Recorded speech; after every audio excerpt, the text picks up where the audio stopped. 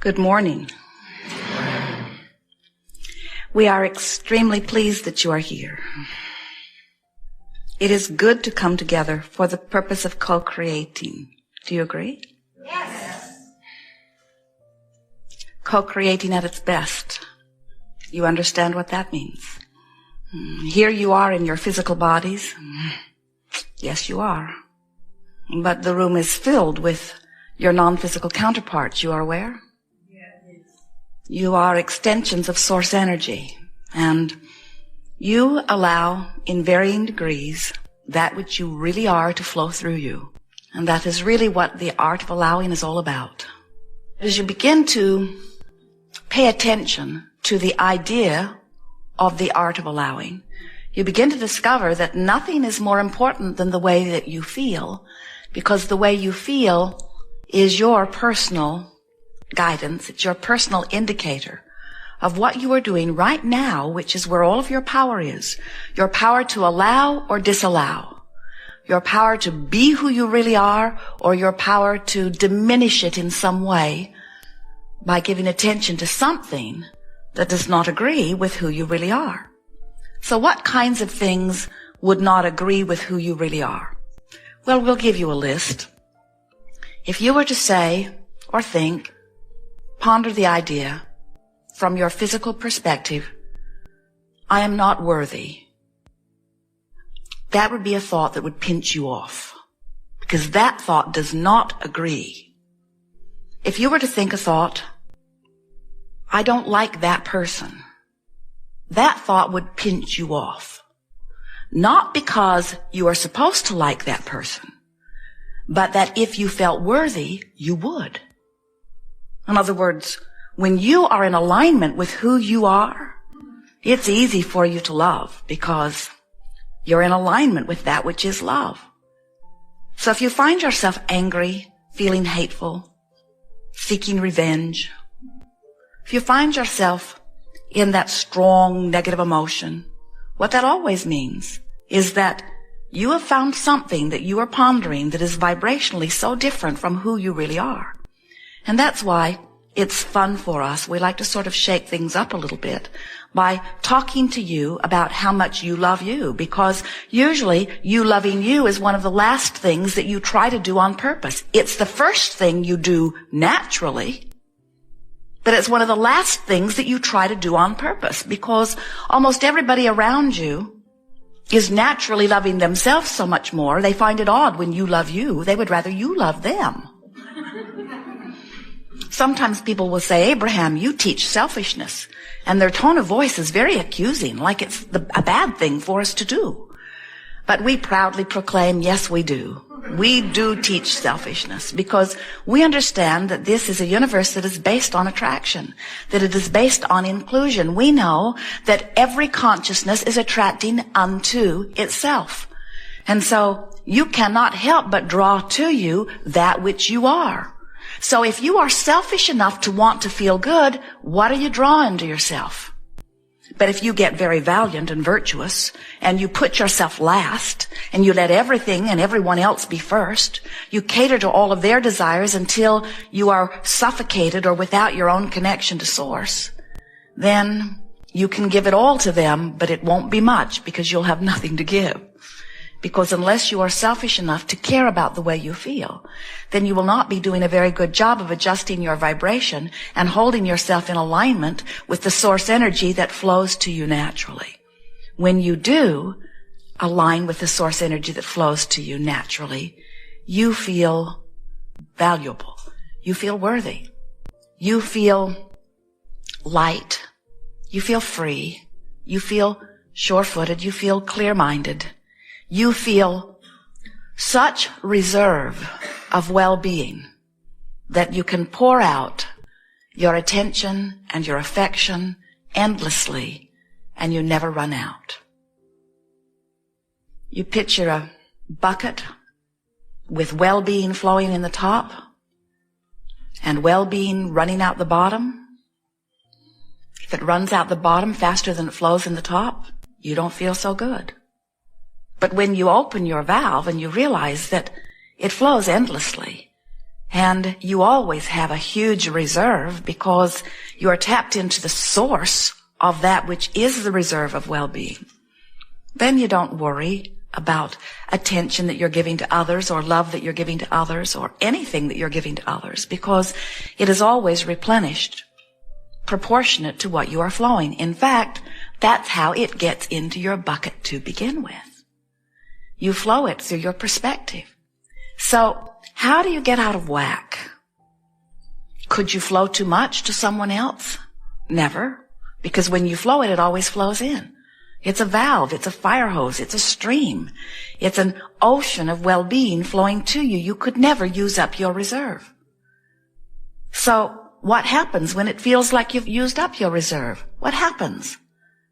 Well, you just temporarily pinched off the flow in. That's all.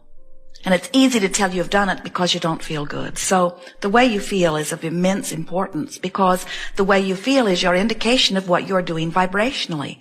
Interesting word, isn't it? Vibrationally. Here you are. You never have thought of yourself as a radio transmitter receiver, and yet you are. We see you in your bodies, your fleshy, bloody, bony bodies. That's not exactly poetic, is it? We see you in these magnificent bodies, but we see you as energy. We see you as vibration. We see you as consciousness. We see your body. We see your body as the housing of this consciousness, as the focusing mechanism. And even your brain, which is flesh and blood, we see that too, but we see it as the mechanism by which you are transmitting and receiving. So you are vibrational beings, most importantly. And so we think getting in conscious awareness of your vibrational tuner is of immense importance. We think it is the most important thing that any of you would do. So you say, well, Abraham, it is uncomfortable for me to think in terms of vibration. I can move things around. I can speak words. I can make things happen through my action. But I am not very comfortable thinking of myself in terms of being a vibrational being. And we say, then think in terms of being an emotional being, because it is one and the same thing. An emotional being is one who is aware of emotions. And an emotional being is one who therefore is aware, whether you're doing it on purpose or not. When you are aware of your emotions, you are aware at least of vibrational variance. So when you're aware of vibrational variance, at least you know when you're changing the tuner on your dial. You would never set your radio dial for 98.6 and expect to hear what is being broadcast on 101 FM. You understand radio frequencies enough to know that they've got to match up. So we want you in the same way to say, when I have been focusing upon things that make me feel this ornery, or make me feel this vulnerable, or make me feel this angry, or make me feel this bound or not free, I cannot at the same time be a vibrational match to the well-being that I've been telling the universe that I want. So what happens is, if things are not going for you the way you would like them to, it only means that you're not vibrationally in alignment with your own desire. Your desire is vibrating on one frequency, but your habit of thought is vibrating on another.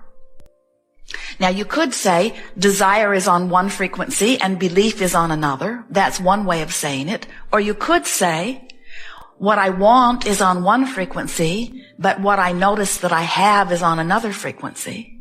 You could say what I want is on one frequency, but I don't think about that very often.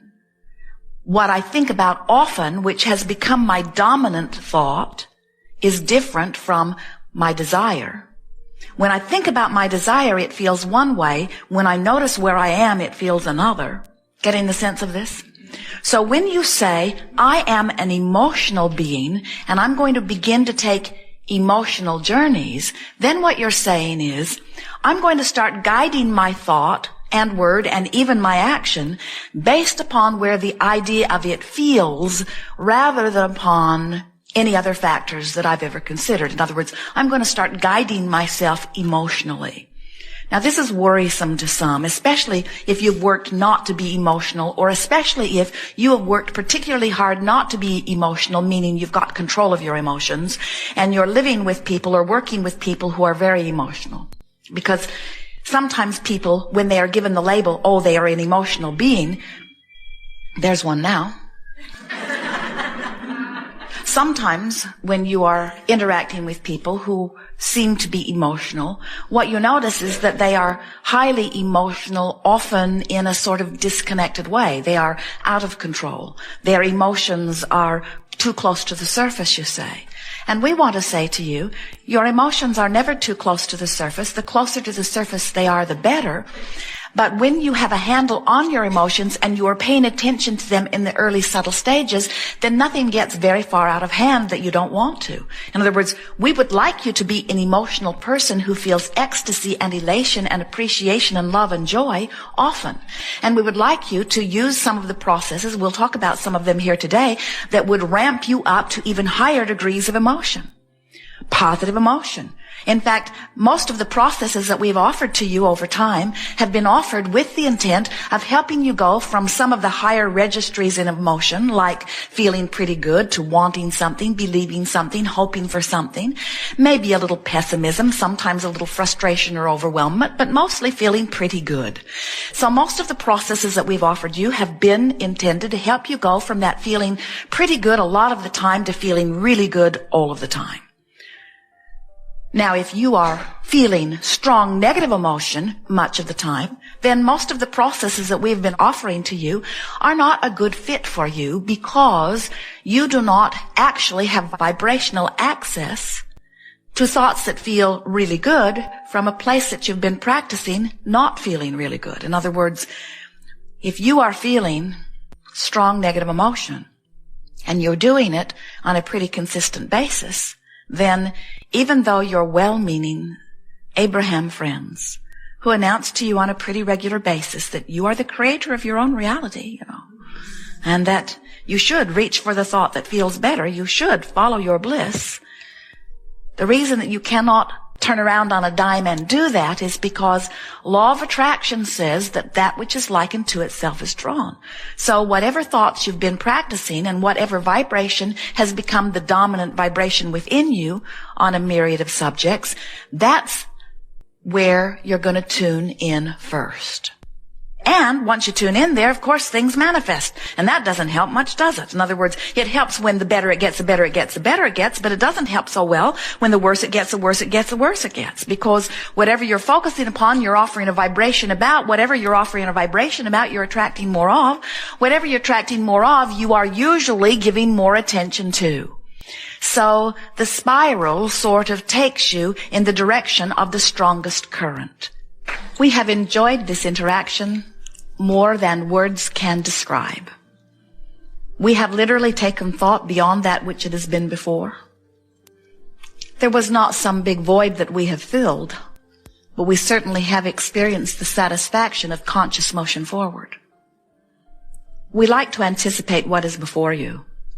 It's fun for us to contemplate your desires and to anticipate the fulfilling of them.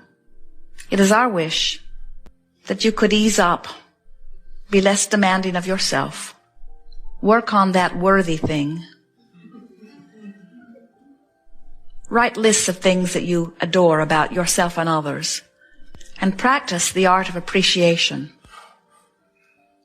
And in doing so, you will put yourself more consistently in vibrational alignment with the well-being that it is our promise to you is being held, not from you, but for you, in non-physical and physical escrow.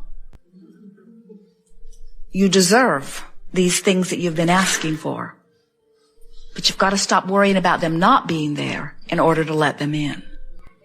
There is great love here for you. We are complete.